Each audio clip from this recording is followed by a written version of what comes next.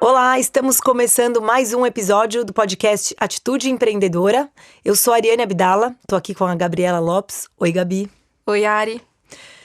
Bom, vamos aos nossos convidados de hoje. Lucas é representante da área de negócios e produtos da Exchange Mercado Bitcoin, maior marketplace de criptoativos da América Latina. É formado em Direito pela Universidade de São Paulo. Fundou um centro de estudos de mercado financeiro e de capitais para mais de 200 estudantes de direito da USP. O grupo aborda assuntos que vão desde os conceitos clássicos de títulos até os conceitos modernos de Bitcoin e blockchain. Atuou no direito até 2016, quando passou a trabalhar ativamente em tecnologias descentralizadas. Foi cofundador da Ativos Alternativos, que tem como missão guiar os investidores pelo universo dos ativos alternativos, antes restrito a instituições financeiras. Hoje atua na frente de pesquisa de novos ativos para o leque de produtos do mercado Bitcoin. Pedro é analista da Hashdex, maior gestora de criptoativos da América Latina. É formado em administração de empresas na FAAP. Também possui MBA na Columbia Business School. Trabalhou como trader proprietário na JP Morgan. Também atuou nas empresas Citigroup, Teorema Capital e, mais recentemente, na Mar Capital. Uma pergunta sobre o que a gente falou. A gente veio conversando antes, a Gabi e eu perguntei assim, Gabi, o que significa títulos neste contexto da mini bio do Lucas? Que a gente fala o seguinte, que o grupo aborda assuntos que vão desde os conceitos clássicos de títulos até os conceitos modernos de Bitcoin. O que seriam os títulos aqui? Eu já posso dar uma palhinha aí pela descrição do Pedro também, ele com a trajetória em mercado tradicional talvez seja até a melhor pessoa para falar, mas aqui era muito num contexto de grade curricular mais tradicional, assim, na faculdade de Direito, né, você via muito, enfim, assuntos típicos de escritório, direito societário, tributário, esse tipo de coisa, e na minha visão você via pouco de mercado financeiro, capitais e inovação e tecnologia, né. Então, eu e um amigo, que na época também cursava a GV, então trouxe um background bem legal aí de finanças, a gente começou a analisar mais o ponto de vista de mercado financeiro tradicional para depois evoluir para essas inovações que a gente viu aí no mercado como o Bitcoin. Então, títulos aqui nesse contexto, analisar basicamente alguns dos produtos financeiros mais básicos que tem hoje no mercado de capitais. Então, Tesouro Direto, Selic, LFT, LTN, todo esse tipo de ativos financeiros mesmo que você encontra entrando numa corretora tradicional, a gente começava abordando como funciona a precificação, que tipo de risco tem, como que a tributação em cima disso, se tem fundo garantidor de crédito, esse tipo de coisa, para construir uma base mais sólida e depois começar a progredir ali em outros tipos de ativo financeiro, né? Começava a passar um pouco mais em debênture, nota promissória, ações, BDR, ADR, para então aí sim cair em criptoativos para fechar meio que essa escadinha de conhecimento aí para o pessoal que estava entrando na faculdade. Então, títulos aqui significa exatamente títulos, entendi. Agora ficou claro. No sentido literal. No sentido literal, legal. Eu achei interessante você falar que decidiram começar estudando o mercado tradicional para depois partir para o mercado mais moderno, de cripto e tudo mais.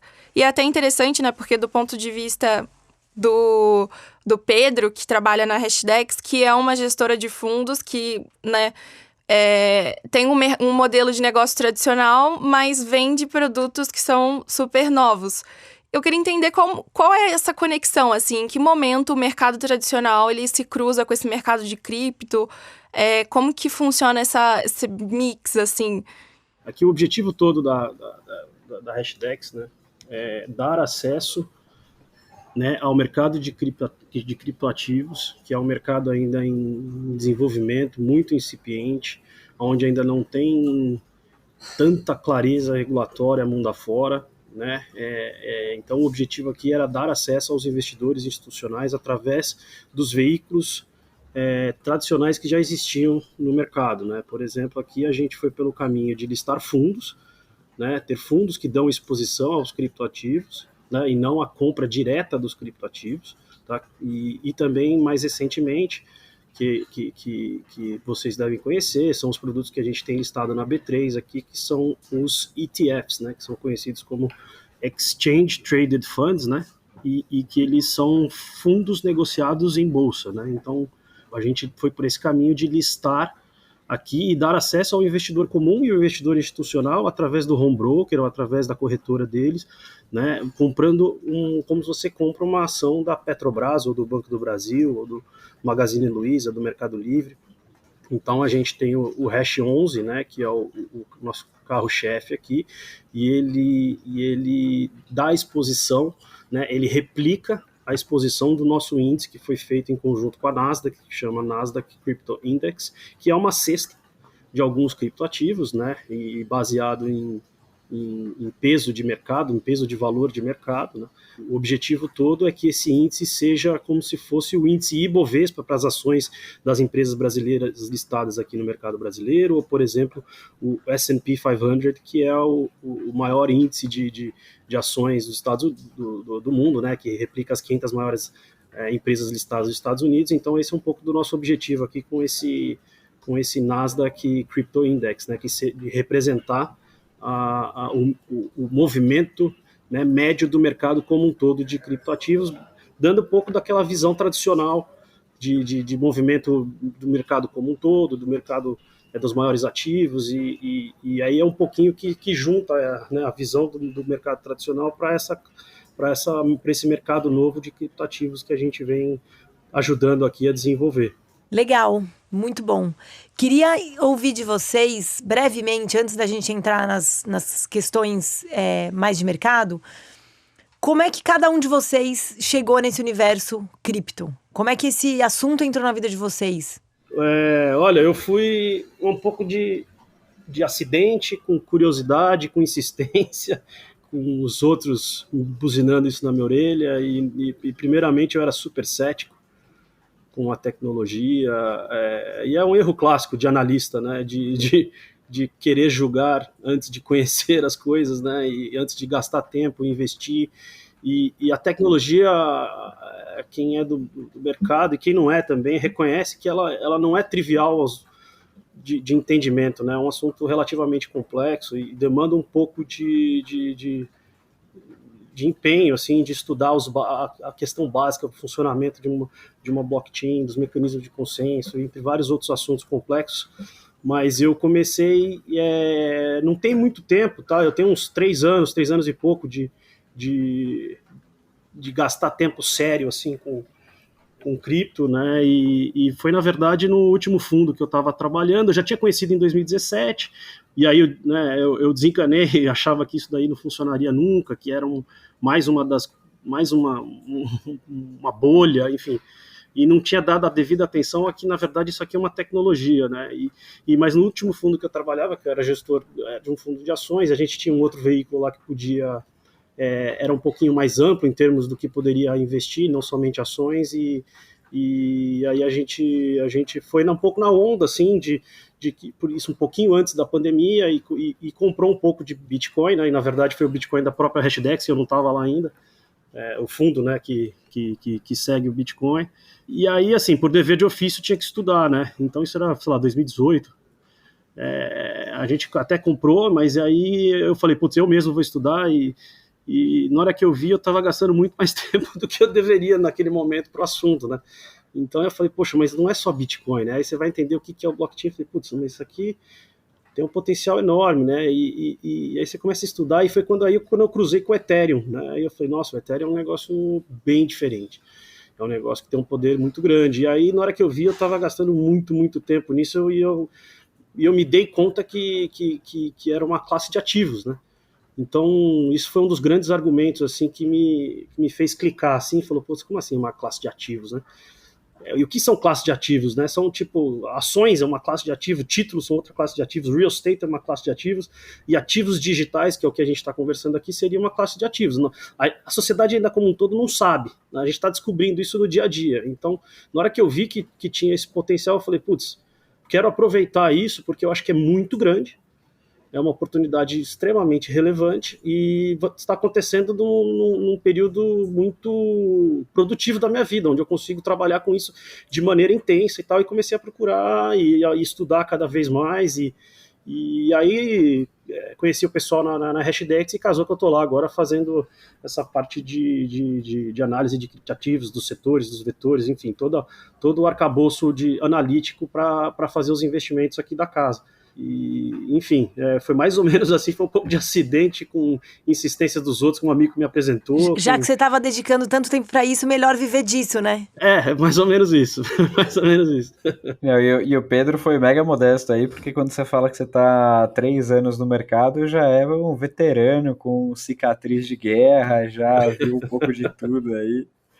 Cara, mas todo dia você tropeça com um assunto que você fala, puta, eu tava entendendo completamente errado, né? Então, mas é fascinante, assim, eu sou suspeito e só recomendo que todos estudem, porque é um teminha osso, assim, no começo, mas depois vai embora. Eu tive uma história parecida também aí com o Pedro, meio de acidente, acabei conhecendo, né?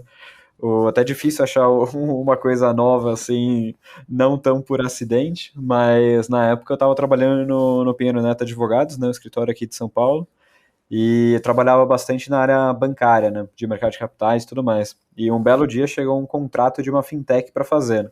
Na hora eu olhei aquilo e falei, meu, o que é uma fintech, né? 2016, nem sabia exatamente o que era esse termo. Eu fui atrás, comecei a descobrir o que era fintech. Entendi, juntou finança, tecnologia para oferecer um serviço, produto inovador, ok, beleza. Comecei a cair um pouco mais de cabeça e para minha infelicidade aí, ao contrário do Pedro, eu caí direto no Ethereum, eu não caí no Bitcoin primeiro, né? Eu caí primeiro no segundo cara mais relevante aí do mercado hoje, ou pelo menos o segundo mais relevante em termos de cronologia ali. O Ethereum mais para 2014 e Bitcoin mais para 2008, 2009. E eu já tentei entender meio que pelo passo 2, né? Então, assim, você pode imaginar como foi o resultado desse processo de tentar entender o Ethereum sem ter a base. Eventualmente descobri que tinha uma coisa chamada Bitcoin antes do Ethereum, voltei para lá, comecei a entender. E, meu, assim, botando entre o tempo que eu aprendi um pouco desse mundo, comecei a estudar. E o tempo que, meu, eu tomei uma decisão de carreira, acho que deu menos de 3 semanas ali em termos de pedir minha demissão para entender o que eu ia fazer no mundo cripto. E eventualmente cheguei ali no mercado Bitcoin, né, em 2017, hoje é a maior corretora aqui do Brasil. A gente acaba sendo mais conhecido por ser uma corretora, né, por permitir o acesso ali à compra e venda direta desses criptoativos, hoje mais de 150 só listados, né? Você já tem ali milhares no mercado criados ali para algum propósito específico, mas a gente também se vê mais como um marketplace financeiro, né? Lá hoje você consegue encontrar algumas outras classes de ativos, como o Pedro estava falando. Então você já consegue começar a achar coisas que se assemelham mais a uma renda fixa, outras que se assemelham mais a uma renda variável ali, uma participação de empresa e por aí vai. A ideia é de fato conseguir ser o one-stop shop para tudo que o investidor precisa para o patrimônio deles.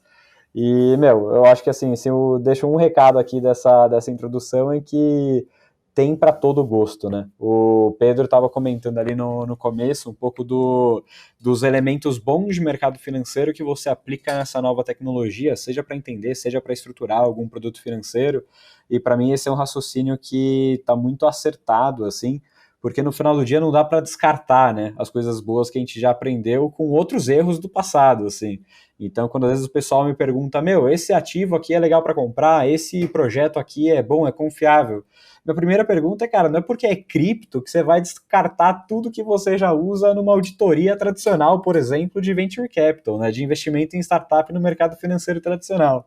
As perguntinhas do quem é o projeto, o que ele faz, que dor ele está resolvendo e qual que é o tamanho do mercado, se aplicam igual aqui em vários desses casos, né? O que muda um pouco, e que acho que a gente vai falar mais para frente, é essa ótica de como que um serviço ou produto é oferecido, né? Aqui a gente geralmente fala que depende bastante dessas tecnologias de registro distribuído e que não dependem exatamente de uma relação de confiança ali no ente central para validar uma transação ou não. Com esse fundamento mais abstrato, você consegue partir para um monte de aplicação que a gente fala unstoppable, né? Que consegue basicamente rodar ali e nas condições mais adversas possíveis, seja desde uma forma de trocar ativo de uma maneira descentralizada até uma forma de tomar empréstimo, de criar uma rede social descentralizada e por aí vai. O conceito da Hashdex é até assim, uma coisa que a gente está mais familiarizado, né, de fundo, de ETF, mais familiarizado, não que a gente entenda, mas as pessoas escutam mais sobre isso. E o mercado Bitcoin é algo mais novo, né? Então é bem legal trazer esse parâmetro para as pessoas, porque, enfim, o assunto é tudo muito novo. Qual é a diferença, assim, do público? Quem decide comprar pelo fundo da Hashdex, ou, enfim, qualquer outro fundo de criptoativos, e quem decide comprar pelo mercado Bitcoin? Quem são essas pessoas? O nosso caso aqui, nós temos hoje fundos de investimento, né, e tem os ETFs, tá? E basicamente, né, boa parte dos ativos sob gestão aqui e de todos os compradores nos últimos anos aqui foi basicamente um investidor de varejo aqui no Brasil, tá? Nós estamos já faz um ano e pouco numa uma diversificação e também buscando novos mercados, né? E agora um pouco focado também no investidor institucional, tá? Então, com a listagem desses ETFs na B3, né? Isso a gente consegue agora atrair com muito mais facilidade o investidor institucional. Mas são características diferentes, né? O investidor pessoa física, ele é o tomador de decisão final, né? Ele não tem um departamento de compliance, ele não tem um diretor de risco, ele não tem um diretor de gestão para responder, ele é tudo isso, né? Então a decisão ela fica sentada no colo dele para o bem e para o mal, né? No mundo institucional, né, quando a gente quer trazer fundos multimercado, empresas, gestores, enfim, todos esses classificados como institucional, normalmente eles estão atuando em nome de terceiros, né? Tem a questão da gestão fiduciária, então, eles estão agindo com dinheiro de terceiros e tem um regulamento que eles têm que seguir, tem os processos internos de alocação de capital de seguir, os processos de risco, então tem um pouquinho dessa diferenciação, né? Então, quando o processo de decisório é um pouco diferente no mundo institucional quando comparado ao mundo da pessoa física, né? Mas a gente agora, né, a história inicial da Hashdex foi muito voltada para o investidor de varejo, né? Nós tivemos até campanhas na televisão, enfim, a Hashdex é um case de marketing também que a gente dá muita atenção a isso, né? Por onde se anda, então a gente usa muitas redes sociais também, mas para o mundo institucional não, aí é uma conversa um pouco mais técnica, uma conversa mais voltada no ativo em si, explicando como é que funciona a custódia, como é que funcionam os ativos, enfim, são conversas mais complexas, assim. Mas hoje a gente atende os dois mundos e a gente vê um potencial de crescimento enorme no mundo institucional também, daqui para frente, não só no Brasil, como em vários lugares do mundo, mas o mundo institucional, de novo, ele tem que cumprir certos regulamentos, ele tem a questão da legislação que permite ou não, tem outros problemas que precisam ser endereçados aqui para o investidor institucional, e estamos indo para outros países também fazer o mesmo trabalho que de sucesso aqui aconteceu no Brasil nos últimos anos aqui na Hashdex. Mas é um pouquinho são os dois mundos com quem a gente trabalha aqui.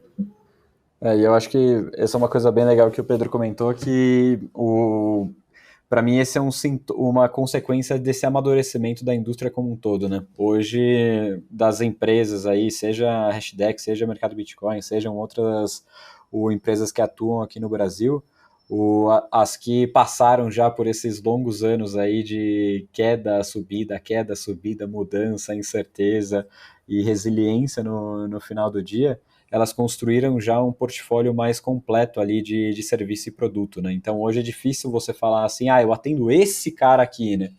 Por exemplo, no mercado Bitcoin hoje a gente tem desde uma experiência super fluida e simples, assim, que uma pessoa basicamente deposita os reais que ela quer usar na compra e clica um botão de comprar em menos de 2 cliques ali, coisa de literalmente 15 segundos, você consegue ter uma exposição ao criptoativo que você quer, até uma visão que tem livro de oferta, profundidade, indicador complexo, cruzando a média de análise técnica e por aí vai, diversos tipos de ordem, enfim, uma visualização muito mais sofisticada ali para um usuário mais trader, mais completo, até no outro espectro, um pouco mais B2B, né, vendendo ali algum produto ou serviço para cliente efetivamente, a gente também já tem oferta no nível de você é uma fintech ou uma empresa grande de comércio eletrônico que quer oferecer cripto para os seus clientes, né? Um pouco que a gente está vendo ali o PayPal, por exemplo, nos Estados Unidos, possibilitando compra e venda de cripto, não é o PayPal que vai lá, aquela empresa específica de um outro setor que vai lidar com toda a complexidade de oferecer compra, venda e custódia de cripto, né? Ela geralmente usa ali um provedor de cripto debaixo do capô para conseguir oferecer aquilo. Então ela expande uma avenida de crescimento dela em termos de um produto que ela consegue oferecer, ao mesmo tempo que ela consegue simplificar um pouco todo o como oferecer esse tipo de produto. Então aí hoje a gente já tem um pouco desses vários espectros. Eu acho que eu só destacaria que aqui no mercado Bitcoin também tem uma certa diferença em relação a outros formatos mais tradicionais de acessar, que você consegue fazer a wallet in e wallet out, que a gente chama, né, de criptoativos, que geralmente o jeito que o pessoal mais fala, assim, de caminhos comuns de uma pessoa depositar ou tirar recursos dentro de uma corretora, seria botando real, né, fazendo um Pix, um TED, alguma coisa, ou, enfim, fazendo o caminho inverso. Só que quando a gente fala do mundo de corretora, você também consegue ter saldo depositando cripto de algum lugar, né, usando ali toda a rede descentralizada no meio do caminho. Esse é, inclusive, um dos use cases talvez mais fortes aí de cripto, que em algumas redes específicas você consegue mandar coisa de $1 bilhão para o outro lado do mundo, pagando fração de centavo mesmo, assim, tipo 0,0001 centavo de dólar, e conseguindo a confirmação de que a sua transação chegou do outro lado do mundo em coisa de 10, 15 segundos. Então é uma coisa ali que vem, na minha opinião, para bater de frente com esses formatos mais tradicionais que a gente conhece de mensageria, de liquidação internacional de compra. Mas, fechando parênteses aqui, isso eu acho interessante porque quando você compra cripto em uma corretora de criptomoedas, você consegue de fato usar isso em algum protocolo, né? Você consegue tirar da corretora e jogar para um protocolo para começar a negociar, para tomar um empréstimo, para fazer qualquer outra coisa que a atividade fim daquele protocolo te permite fazer. Como é o processo de segurança das chaves privadas dos investidores da Hashdex? E queria também saber, no caso da mercado Bitcoin, o mercado Bitcoin, se tem algum envolvimento da empresa no cuidado das carteiras digitais, em termos de segurança, ou se isso é uma coisa individual. Essa é uma pergunta muito boa, porque quando a gente fala de custódia no mundo cripto, a gente basicamente tem duas formas, né? Você fazer a sua própria custódia ali é o equivalente do que a gente chama de non-custodial, né? Você é o responsável pela sua chave privada aquelas velhas histórias, né, de se você anotou errado, você perdeu o acesso aos seus criptoativos para sempre e não tem nenhum papa que consegue resolver e entrar ali e recuperar a senha para você acessar seus criptoativos. É o que gera aquelas manchetes de o investidor está alucinado tentando percorrer todos os lixões da cidade, tentando encontrar um hardware do passado em que continha as senhas, né? Isso é um pouco do lado mais dramático, assim, que vai pro portal midiático, mas que não deixa de ser verdade, porque, de fato, como diria o tio do Homem-Aranha, né, só nas citações super acadêmicas aqui, filosóficas, com grandes poderes, vem grandes responsabilidades, né? E quando você, de fato, vira ali o custodiante dos seus próprios fundos, cara, beleza, você é o custodiante dos seus próprios fundos, ninguém consegue arrancar aquilo à força da sua carteira, né? Ao contrário do que acontece quando época Collor ali se aperta um botão e congela a poupança, mas beleza, do outro lado do espectro você vai ter que guardar também essas chaves privadas, né? Se você não anotar direitinho, não tiver mecanismos de redundância para guardar aquela senha, entre aspas, que consegue acessar os seus criptoativos, você também pode correr um risco de perder o acesso. E quando a gente fala de uma corretora de cripto, a gente acredita que não seja razoável você esperar que o usuário de varejo, ou mesmo o usuário Pro, que não tem tanta sofisticação em criptografia e gestão de chave privada, a gente não acha razoável que eles tenham que fazer essa custódia, né? Então, quando você está usando o mercado Bitcoin, por exemplo, você está usando como se fosse um serviço que você pode, sim, esquecer sua senha, né? Você chega ali e esqueci minha senha, vai chegar no seu e-mail e você vai alterar a senha e vai logar e seus Bitcoins, o seu Ethereum, o seu Litecoin vai estar lá disponível, porque é a gente debaixo do capô que depois de 10 anos aperfeiçoando essa técnica que faz ali a segurança das chaves privadas. Esse é um assunto assim que demandaria um podcast por si só aqui para a gente entrar nos detalhes, assim, né? Mas ao mesmo tempo que é fascinante é essa situação aí que o Lucas colocou, né? A gente aqui na Hashdex, nós fomos para um caminho de listar produtos da maneira tradicional, né? Então, quando a gente lista produtos na B3, a gente está listando produto na Suíça, depois vai para a Alemanha, Bélgica, entre outros países, esses produtos têm que estar cumprindo as regulações locais, né? Então, a questão da custódia aqui, né? Primeiro, a gente não faz a custódia das chaves privadas dos nossos clientes, tá? O que a gente faz aqui dentro do desenho a gente contrata, né, custodiantes institucionais para fazer esse serviço. Tá? São custodiantes que são regulados nos seus devidos mercados, tá? São custodiantes com governança implacável, com balanço forte, com capacidade financeira forte né, obviamente isso e especificamente na custódia com processos tanto de humanos, né, e de tecnologia para guardar essas chaves privadas em nosso nome. Tá? Então, assim, muita gente achava que lá no nosso escritório no Rio tem um cofre lá com todas as chaves privadas e que se fosse roubado teria acesso a bilhões de reais de dinheiro dos clientes, né? Mas isso não acontece. O que acontece é que a gente utiliza a Fidelity, a gente utiliza a Coinbase. A Coinbase é uma maior exchange nos Estados Unidos, listada, regulada, e eles têm um braço de custódia também, né? E nesse processo, né, esses custodiantes institucionais, eles têm toda uma metodologia lá com um rigoroso padrão de segurança, entendeu? Tem questão de dispersão geográfica, né? A senha fica espalhada por vários pontos. Você tem uma questão técnica chamada sharding, que ela vai dividindo a senha. Tem questão de deep code storage, né? A senha fica guardada num computador sem acesso à internet, e tem questão também de multisignature, chama multisig, né? Então, diferentemente da pessoa física, né, quando você opera diretamente, né, quando você compra diretamente os ativos digitais, o Bitcoin, enfim, que você tem a sua chave pública, a sua chave privada, e que se você perder, você perdeu, né? Tem uma fala famosa aí da indústria que é not your keys, not your coins, né? Então, assim, se você, né, se as chaves não são suas, as moedas não são suas, né? Então, assim, você perdeu. Se você perdeu e ninguém achou, aquela moeda deixou de circular. Ela está guardada e ninguém nunca mais vai ter acesso, né? Mas se você perdeu e alguém achou, quem tem acesso àquelas moedas são essas pessoas, são essa pessoa que achou essa chave privada, né?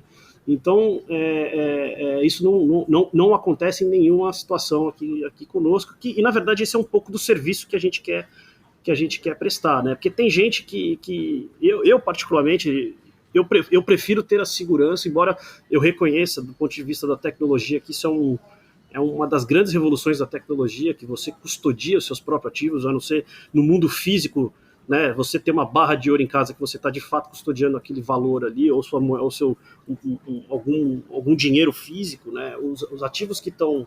Você não custodia ações da Petrobras ou do Banco do Brasil, né? Quem custodia é um provedor para você, né? Mas nesse caso de criptomoeda, você tem essa possibilidade de você custodiar o seu próprio ativo. Ao mesmo tempo que isso é uma revolução e tem vários impactos, né? Que você vira você é o seu próprio banco, vamos dizer assim, né? Você tem esse risco de perder, e a gente aqui entende que o mercado é tão grande que tem espaço para os apaixonados que querem seguir pelo caminho ou os prudentes. Apaixonados talvez nem seja até somente a única qualidade, né? Assim, mas assim, são pessoas que querem ter a independência total, mas também tem gente que não quer ter esse problema, e que não tem problema que alguém faça essa guarda dessas chaves privadas para ele, desde que seja em um processo super robusto, seguro e tal. Então, nós somos por esse caminho, a gente presta esse serviço, né? Na verdade, a gente contrata esse serviço, mas ao comprar o ETF na B3 aqui no Brasil, você está levando isso dentro do produto, né?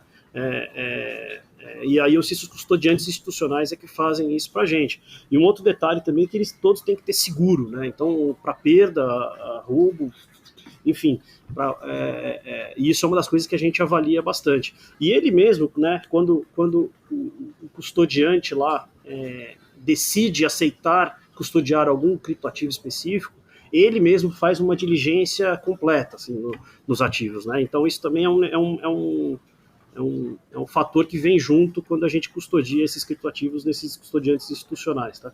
Porque tem muita dado o momento que a gente está ainda, é muito cedo na tecnologia, ainda não está amplamente conhecido por todos, ainda tem sacanagem, ainda tem fraude, ainda tem coisas, o tal do rug pull, que são mecanismos de roubar dinheiro, enfim, ainda tem muita coisa que acontece nesse setor, e eu acho que é natural, dado o estágio de desenvolvimento, isso aí tende a diminuir no tempo, a gente já está vendo que já vem diminuindo, mas esse custodiante ele ajuda também nesse trabalho de diligência nesses criptoativos. Então é assim um pouquinho que a gente optou aqui no desenho do produto. Não, esse é um ponto bem legal que o Pedro trouxe, porque você tem o mundo cripto raiz, né? Imagina um acesso irrestrito ali a qualquer projeto que está lançado usando uma carteira não custodial, né? Falei várias palavras aqui, a gente já vai quebrar cada uma delas daqui a pouco, mas, é um pouco disso. Você entra ali, você não consegue entender exatamente o que parece mais limpinho, o que tá mais estranho, o que tem o red flags ali sangrentas, o que parece um bom projeto. Então essas empresas aqui no Brasil e no mundo hoje acabam atuando ali, não é, enfim, infalível, né? Nada é infalível na vida, mas ela acaba atuando com uma certa curadoria ali no meio do caminho, né? Um criptoativo que está listado em alguma corretora passou por uma análise de um time interno, passou por alguns checks de background, passou por um estudo do histórico do projeto e do time. Então, assim, já não é uma coisa vida louca total que você entra ali no mercado e começa a negociar, né? E eu acho que mais um ponto que o Pedro tinha tocado antes também, que com o passar dos anos a gente vê as coisas evoluindo, né? E a gente fala que um dos problemas que continuam sendo muito difíceis para adoção em termos de bilhão de pessoas mesmo, continua sendo a experiência do usuário em cripto, né? Então, o UX que a gente fala. Então, quando você está usando ali uma carteira e você perde a chave privada, você perde todos os seus fundos, é estranho, né? E já tem algumas soluções para isso, como a gente mencionou já, corretora e fundo, e também a gente está já desenvolvendo, como indústria, né, alguns mecanismos no meio do caminho, né? Então, lá atrás era comum você ler esse tipo de manchete da pessoa que perdeu a chave privada, perdeu tudo. Hoje em dia você já tem algumas formas mais sofisticadas de guardar a sua chave privada, ainda de um jeito, digamos, descentralizado, né? Então, só para dar um exemplo disso, tem um negócio chamado Social Recovery, que basicamente você está usando uma carteira, né, não custodial, ou seja, ninguém tem aquela sua chave privada inteira para poder se apossar dos seus fundos. E você, o que vai fazer? Quando você estiver configurando aquela carteira, você vai dividir a sua chave privada em alguns pedaços aqui. Estou sendo bem simplista do lado de criptografia, mas só para ficar mais claro o exemplo. E você vai enviar esses pedacinhos da sua chave privada para alguns amigos do seu círculo social. Então, se você perdeu o seu pedaço da chave, porque seu celular deu pau, você apagou sem querer, seus outros 2 amigos conseguem, se juntando, recuperar para você ali a sua chave privada, né? Então você já sai daquele extremo de perdi já era, e você já começa a progredir ali numa experiência um pouco mais suave e fluida para o usuário conseguir fazer uso de tudo que o mundo cripto tem a oferecer. Esse é só um exemplo, mas esse tipo de melhoria está já acontecendo em diversas aplicações descentralizadas, serviço de agregador de mercado e por aí vai. E até o Pedro falou assim, porque as pessoas acham que tem um cofre aqui na nossa sede. E eu queria dimensionar isso para os nossos ouvintes quando você fala, né, Pedro? E até perguntar para o Lucas se existe algum desse tipo de processo no mercado Bitcoin ou em outras exchanges, que literalmente, quando você fala espaço geográfico, é porque tem, sei lá, uma sala ou um bunker onde as chaves ficam, né? Tipo, assim, ficam guardadas fisicamente em um local, assim, tem um espaço para isso. Isso.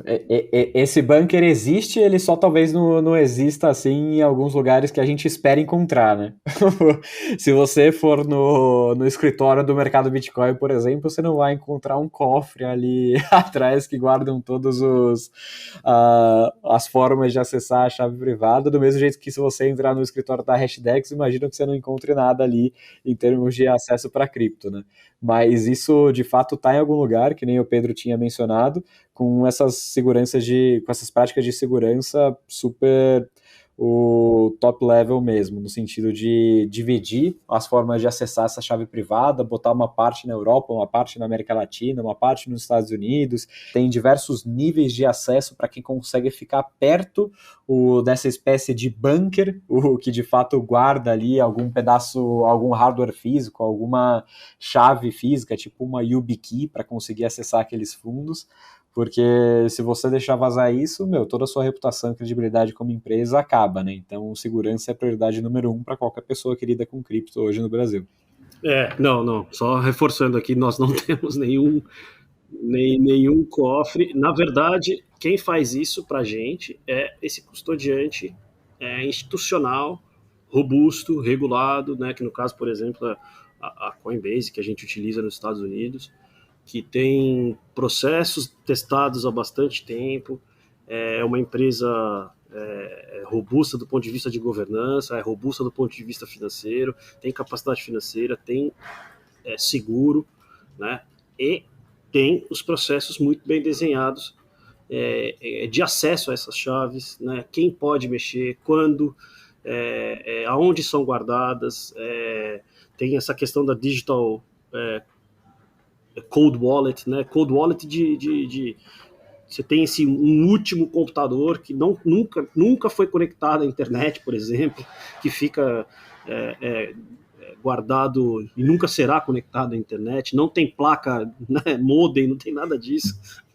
Então, e quem faz é um terceiro, né? E ele tem um processo muito bem desenhado conosco e com vários outros clientes que eles atendem mundo afora, né? Então é um braço de custódia institucional. Isso é um processo custa caro, né? Por isso que a gente acha que precisa ser grande, né? Uma das razões, nossos produtos tem que ter tamanho, porque isso daí é um serviço que não é barato, tá? Porque envolve tudo isso que é uma camada de segurança, assim, que... E a gente aqui no desenho de negócios da gestora, a gente quer ser o player institucional no mundo, então a gente quer pegar os investidores mais detalhistas do mundo e passar em todas as diligências possíveis do Fundo Soberano de Singapura, entendeu? Que é um investidor muito grande, só que tem processos muito, muito detalhados e muito chatos no ponto de vista de com quem ele faz negócio, né? Então, o nosso mantra aqui é que a gente quer passar em todas essas diligências. Aqui no Brasil, a gente vem conseguindo fazer isso nos últimos anos. A gente passou por várias diligências em vários clientes grandes, como, por exemplo, Itaú, XP, tem tantos outros, né? Mas é um pouco disso porque a gente optou por segurança acima de tudo, assim, entendeu? Então, porque é isso, se perdeu a chave privada, perdeu acesso aos fundos, entendeu? Então, e não tem 0800 para você ligar, não tem esqueci minha senha para clicar, entendeu? No mundo raiz, né? No mundo raiz, assim, na tecnologia, lá na base da tecnologia, né? E aí a gente está vendo nascer os mercados bitcoins da vida, as hashdex da vida, que trazem soluções seguras também para esse acesso um pouquinho menos cowboy, assim, ou menos raiz, né? Então, mas a tecnologia permite, isso é uma revolução, assim. Como é que a gente sugere que as pessoas naveguem exposição a uma tecnologia incipiente que está sendo desenvolvida, né? Está fazendo atualizações com o avião voando, né? Tá trocando motor com o avião voando, com o mundo inteiro olhando, finalmente, os reguladores olhando, finalmente, né? Eu ao mesmo tempo que eu gosto bastante das questões raiz de cripto, se a gente quer que isso aqui seja uma tecnologia global com 1 bilhão de usuários, inevitavelmente vai passar pelos aspectos regulatórios, vai passar pelos aspectos de ESG, vai passar pelo endosso do mundo institucional pela tecnologia, não tem como. Né? O dinheiro está no mundo fiat, né? O fiat, o que eu digo, tudo que é papel, moeda e afins, né? E a gente está criando essa tecnologia paralela aqui de transferência de valor global, permissionless, descentralizada, mas assim, o ponto primeiro, está tudo muito cedo, então assim, tem risco de mortalidade de uma série de projetos, é uma tecnologia com um potencial de crescimento exponencial, porque isso aqui nós estamos falando de redes, né? Mas ao mesmo tempo tem grandes oscilações, então assim, tenha exposição responsável, né, ajustada às suas necessidades financeiras, ajustada ao seu perfil de risco, né? Se você não consegue dormir à noite porque o negócio caiu 50%, provavelmente você está com o tamanho errado da posição. Tá? Então, a primeira coisa que a gente fala é isso, né? Tenha a posição, né, o tamanho da sua exposição a criptoativos de maneira diversificada e, né, calibrada ao seu perfil de risco. Então, esse é o primeiro ponto. Né? E segundo, é o seguinte, como qualquer tecnologia, isso daqui leva anos para se desenvolver, para a sociedade entender, para os usos de caso reais aparecerem. Então, o meu ponto é que você tem que olhar isso no longo prazo. Tá? E tem ciclos, né? Como tudo na vida, tem ser humano por trás, ser humano oscila, os ativos oscilam. Né? Então, nós estamos num ciclo agora de um ajuste, depois de um ciclo de alta muito forte, tá? E coincidentemente dentro de um ajuste macro muito grande também, tá? Os ciclos anteriores de ajustes de cripto, né, que eu estou falando de quedas relevantes, não tinham muito a ver com macro, tá? Eles eram coisas mais específicas, ou porque subiram muito, ou porque tiveram eventos relevantes dentro do mundo de cripto. Agora nós estamos num ajuste macro, depois de um bull market muito grande, né? E cada bull market que tem, né? Todas as altas elas foram maiores que as anteriores, né? Então você vê que tem uma tendência clara com alta volatilidade, mas você tem uma tendência clara assim de crescimento sustentado, assim, dentro dos vários ciclos, embora ainda sejam janelas curtas, né? O Bitcoin está aí desde 2009, o Ethereum é de 2015 e, na verdade, ele começou a ter utilidade mesmo, real, começou a aparecer aplicações específicas dentro do mundo do Ethereum, foi coisa de 2 anos e meio atrás, né? Então, é tudo muito novo. Então, assim, mas o ponto que a gente gosta de fazer é o seguinte, né? As coisas estão acontecendo, tá? Tem volatilidade, é um ativo que, dado o momento que você está, como tudo muito novo e muito revolucionário, né? As mudanças são bruscas, né? Tem questões de alavancagem também, tem um monte de fatores inerentes aqui, mas a tecnologia ela está acontecendo, né? Ela está sendo estudada por todo mundo. Agora acho que já não dá mais para negar isso, entendeu? De empresas, porque começou como um fenômeno pessoa física, né? E agora empresas, governos, ONGs e bancos centrais de mundo afora, enfim, o assunto já não é mais tabu, agora mudaram a opinião de que, putz, isso aqui vai morrer, não é mais isso, né? Isso aqui veio para ficar, é uma tecnologia revolucionária, é um negócio que não existia antes, e que, assim, se a gente não tratar isso direito, vamos ficar para trás. Então, o que a gente tem visto o mundo inteiro olhando. Então, um pouquinho aqui, só que nós estamos dentro de um ciclo macro esquisito, né?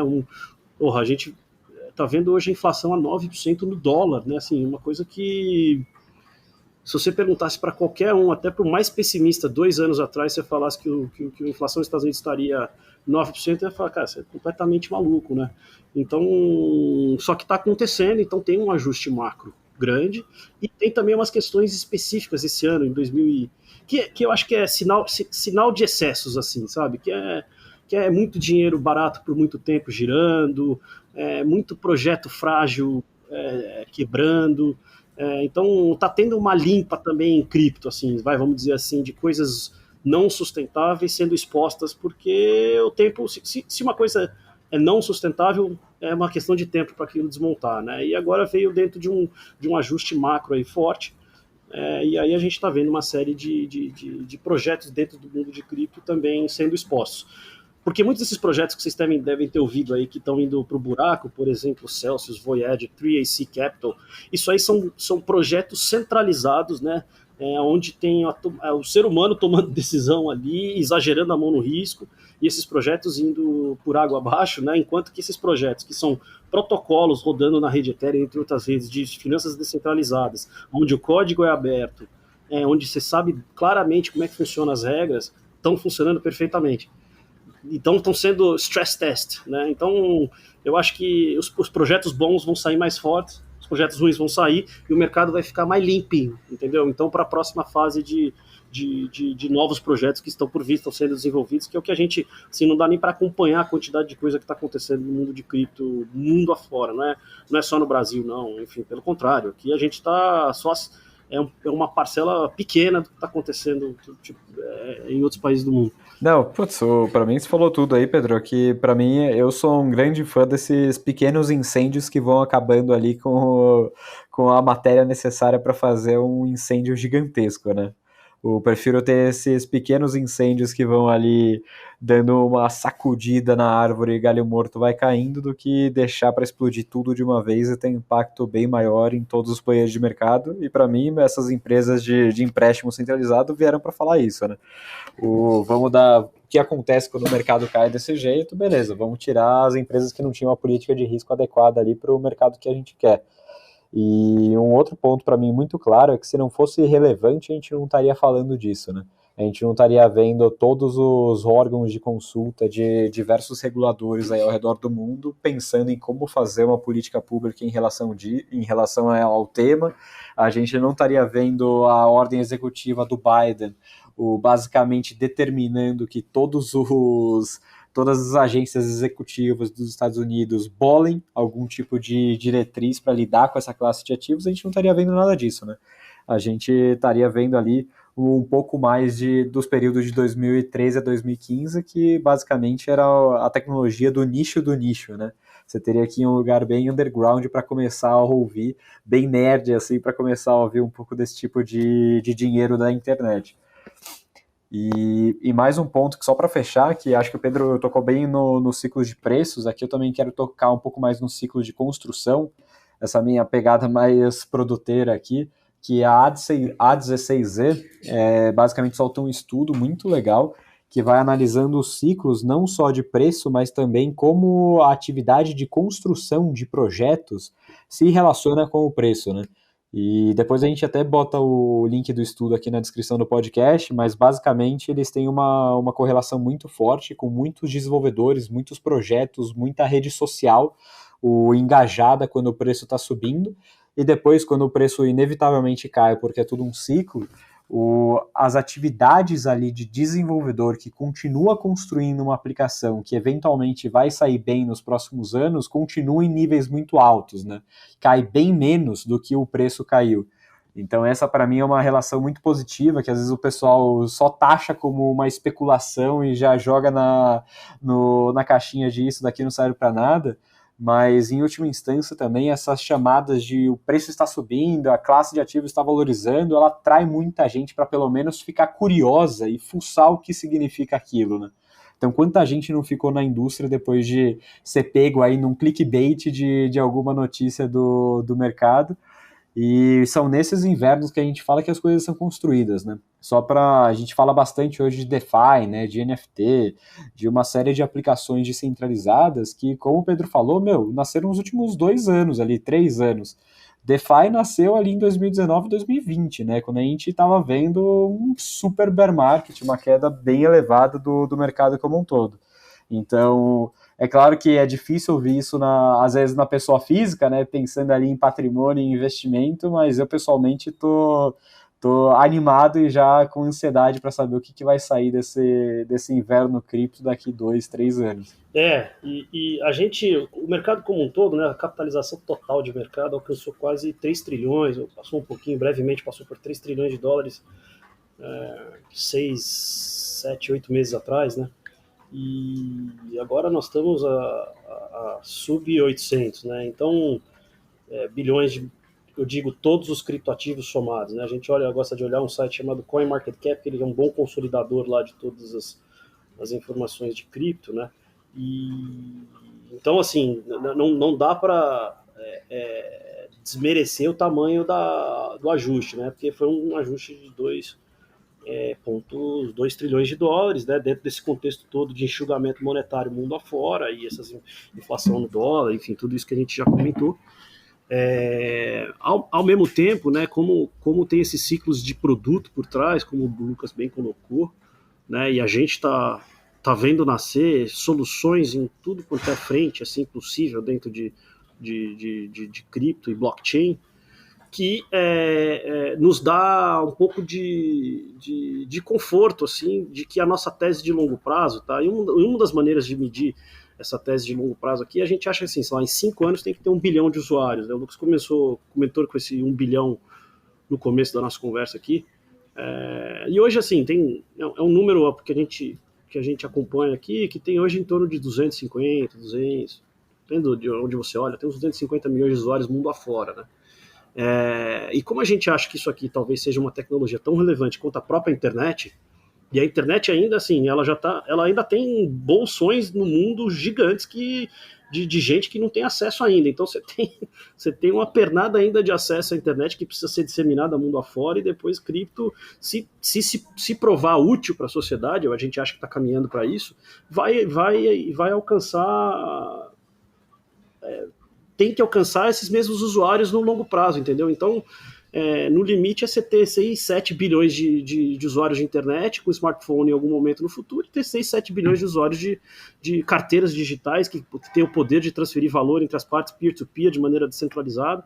Então, isso aqui é a janela, né? E se isso acontecer, assim, isso aqui virou uma classe de ativos de fato, e isso aqui vai ser da ordens de magnitude de tamanho do que está hoje, entendeu? Então, essa é um pouquinho da visão otimista de longo prazo, assim, mas, né, olhando, sei lá, 5 anos, sei lá, um bom número para ter em mente, assim, é 1 bilhão de usuários mundo afora, entendeu? Se acontecer isso, eu assim, tenho bastante confiança em dizer que o setor como um todo será extremamente maior em ponto de vista de valor de mercado, em tipos de produto, em players participando, em governo envolvido e tudo mais. Então, esse é um pouquinho como a gente encara assim, essas volatilidades, e assim, não perdendo a visão de longo prazo de que isso é uma revolução muito relevante do nosso ponto de vista. Eu acho que eu até falo pelos ouvintes aqui que estamos curiosos, vendo essa crise que está acontecendo no mercado, e a gente vê especialistas dando todos os tipos de dicas. É o momento de comprar, é o momento de vender, não é o momento de entrar. Então, vocês têm alguma dica, algum caminho para os investidores nesse momento, assim, o que fazer? Eu falei brevemente aqui, né? Primeiro, né? Saiba o quanto que você aguenta ter de uma classe de ativo que tem muita volatilidade, tá? Então, se você está buscando, acredita numa tecnologia, como eu estava dizendo aqui agora, que pode multiplicar por inúmeras vezes, né, ao longo do tempo, tá? No curto prazo ninguém sabe. No curto prazo como na metodologia, né, na terminologia tradicional de mercado, é um random walk, né? É um passeio aleatório. Pode acontecer qualquer coisa, entendeu? Então, só que, assim, a gente acredita que se, por exemplo, acontecer essa tese que eu estou falando aqui, de ter 1 bilhão de usuários de cripto em 4, 5, 6 anos, dos preços atuais de hoje, terá sido, assim, eu consigo afirmar com um alto grau de certeza, terá sido um excelente investimento, tá? Que você talvez não tenha em nenhuma outra classe de ativo disponível, tá? Então, dito isto, né, e você sabendo o seu tamanho de posição, o que a gente faz é o seguinte: o risco é você não estar no mercado. Esse é um grande risco. O segundo risco é você estar muito grande, né? Então, para você calibrar isso, você tem que saber exatamente o que eu estou falando, do tamanho do quanto você aguenta, a sua necessidade financeira. Isso aqui não é dinheiro, você não pode botar dinheiro em cripto, de dinheiro que você vai comprar uma casa daqui 3 meses, você não bota em cripto, entendeu? Cripto é uma classe de ativos emergente, com um potencial enorme, mas tem muita volatilidade e potencial de perder, então você tem que calibrar. E assim, para aproveitar esses momentos, você tem algum dinheiro sobrando, tem uma capacidade de investimento adicional que faça o tal do preço médio, entendeu? Se você acredita, tem que acreditar nessa tese que a gente está falando aqui, entendeu? Isso aqui é revolucionário, que vai ter milhares de usuários no futuro, que isso aqui veio para ficar, que isso aqui não vão conseguir matar, né? E por último, a gente fala para fazer de maneira diversificada, entendeu? Então esse é um pouquinho, até vendendo o nosso jabá aqui, né, é o que a gente tenta oferecer com os nossos ETFs de índice, né? Então a gente tem 4, que é o próprio Hash 11, que aí é o índice mais amplo, e a gente tem os índices específicos, né? Que, por exemplo, é o DeFi 11, que é o de finanças descentralizadas, que dá exposição a essas aplicações de finanças descentralizadas, o Web3 11, que dá exposição aos protocolos, né, de camada Layer 1, que chama, né, que são as camadas de liquidação, por exemplo, como Ethereum, Solana, Cardano, e a gente tem um último recém-lançado que dá exposição aos protocolos de metaverso. Então, são índices temáticos, né, e diversificado, que é um pouquinho do lema que a gente defende aqui. Então, é mais ou menos isso, assim, tem que ter essa visão de longo prazo, né, e confiar na tese que isso aqui é revolucionário. Foi muito bom. A gente quer que os ouvintes queiram continuar a conversa, assim como a gente, para poderem se aprofundar no assunto, ler o estudo que a gente vai lançar sobre isso, que inclusive tem a participação do mercado Bitcoin e da Hashdex. Então, interrompa a conversa, porque ela não chega ao fim, simplesmente. Muito obrigada pela participação de vocês, Lucas e Pedro. Ficamos por aqui. Obrigada, gente. Valeu, gente. Acho que o que vocês estão fazendo aqui de tentar levar esse conhecimento e desmistificar um pouco esse segmento da economia, de mercado de capitais mais alternativo, mais inovador, é quase um dever cívico aqui. Qualquer coisa que a gente puder fazer para contribuir mais também, fica à vontade. Mais edições aí de cripto no podcast vão ser votadas pela galera que está ouvindo, eu tenho certeza. Obrigado pela oportunidade, foi um prazer. Que episódio legal, hein, Ari? Muito legal, adorei. Conhecer o Lucas e o Pedro foi maravilhoso. Eles têm uma história muito empreendedora, né? Sim, sempre, né? Em todos os episódios que vimos aqui, sempre tem uma história empreendedora por trás. O que mais te chamou a atenção, Gabi? Nossa, eu gostei muito quando o Lucas e depois o Pedro reforçou, né, o comentário do Lucas sobre como que a gente não pode descartar os conhecimentos anteriores, né? Por mais que seja algo novo, as criptomoedas, elas não deixam de ser um ativo digital. E não é por isso que você não vai usar as técnicas, né, mais tradicionais de avaliar o background, de avaliar qual é a finalidade daquela moeda para empreender e comprar, né, com ela. Então, eu gostei bastante dessa visão por isso, assim, porque às vezes as pessoas ficam desesperadas, né? Tipo, meu Deus, o que eu vou fazer? Eu vou comprar, não sei, não conheço. Mas calma, tem ali um respaldo, uma base que pode te ajudar. Elementos conhecidos, né? Eu anotei isso exatamente, assim, de uma outra forma, mas me chamou a atenção a mesma coisa, que eu fui perguntar, né, o que eram os títulos, achando que ia ser uma coisa super diferente do que a gente está acostumado em outros contextos, e não, é a mesma coisa, são os mesmos recursos, as mesmas ferramentas com outro olhar. E isso é muito empreendedor, porque muitas vezes a gente fica querendo reinventar a roda, a gente acha que a gente precisa criar uma coisa do zero. E na verdade não, né? Você usa o que tá aí e faz a coisa de um jeito diferente, ou que tem um impacto diferente, faz a diferença. Não necessariamente você precisa inventar algo diferente. Eu gostei também muito, Gabi, quando o Pedro falou de 3 coisas, né? Ele falou que foi um misto, a aproximação dele do universo cripto foi um misto de acidente, curiosidade e insistência. Acho que é uma boa fórmula para empreender qualquer coisa. E ele falou que primeiro ele começou a se interessar, ele foi pesquisar, né, tal, cético, cheio de preconceitos. E aí o estudo fez ele começar a se encantar com aquilo, e ele foi atraído, assim, ele foi puxado, mergulhou. E depois então vou transformar isso num negócio. Eu achei, uma areia movediça do bem, assim, né, a coisa vai te puxando E não sei se dá pra chamar de paixão, se é uma coisa que você se apaixona, mas cria um interesse e vai te atraindo, né? Uma ideia, quando você... Pra você ter força pra empreender algo, precisa ter essa força que te puxa, que te atrai. Sim. Não, e é engraçado porque a gente teve os dois lados, né? Teve o Pedro, que disse que mergulhou e estudou muito sobre o assunto, e o Lucas, que pediu demissão em 3 semanas depois de ouvir falar sobre Ethereum. Sim. E decidiu mudar a carreira dele totalmente de rumo. Então, né, empreender também nesse universo. Então, são duas pessoas que têm pontos de vista diferentes, mas que a gente vê todas essas características que você falou. É, exatamente, uma coisa avassaladora, né? Cada um na sua forma. Muito legal. Eu achei que realmente há muito mais em comum com o mundo como um todo do que eu imaginava no começo do episódio. Sim, espero que todos se sintam assim também no final da temporada. É isso aí. Então, até a próxima. Foi um prazer ter você aqui com a gente, ouvindo mais esse episódio. Manda seus comentários, fala com a gente pelas redes sociais. Semana que vem estamos de volta. Obrigada, gente. Até mais!